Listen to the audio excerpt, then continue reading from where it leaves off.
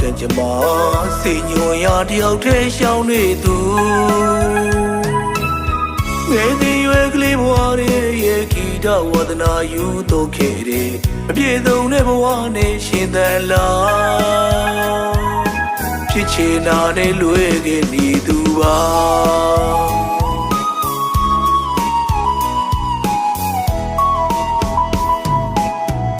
အများတကာတွေကို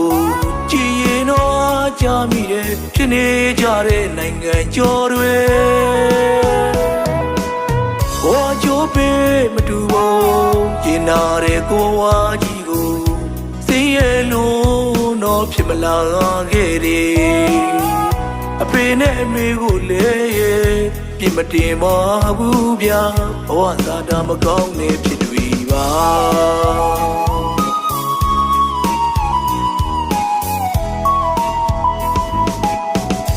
ဒီနေ့ဒီချိန်ချိန်စံမျိုးနိုင်တယောက်မြင်ခဲ့ရင်ပင်နဲ့မင်းနဲ့ရှိတဲ့ရွာလေးကိုအိုးဝေးကပြန်လာပါမယ်စံမျိုးနိုင်တယောက်ကြိုးစားလို့နေတယ်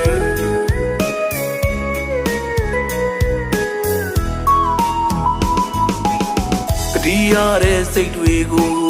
ခဏလေးတော့တိမ်ထားပြစေဝမ်းရည်အတွက်လည်းကြိုးစားရအောင်မယ်တိုက်ကြီးမြို့နယ်အမြင့်ချောင်းရွာလေးကိုအဝေးကလွမ်းနေတယ်အဖေနဲ့အမေအဝေးကလွမ်းနေရသူကျွန်တော်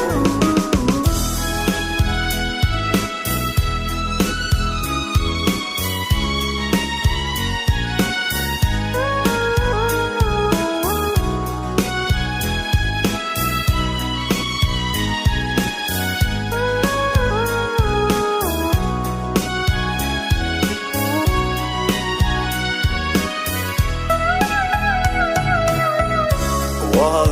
ကကြမစိတ်ညွန်ရတယောက်တည်းရှောင်းနေသူငယ်သည်ရွယ်ကလေးဘဝရဲ့ဂီတဝဒနာယူတော့ခဲ့တဲ့အပြည့်စုံတဲ့ဘဝနဲ့ရှင်သန်လာဖြစ်ချင်တာနဲ့လွဲခဲ့နေသူပါ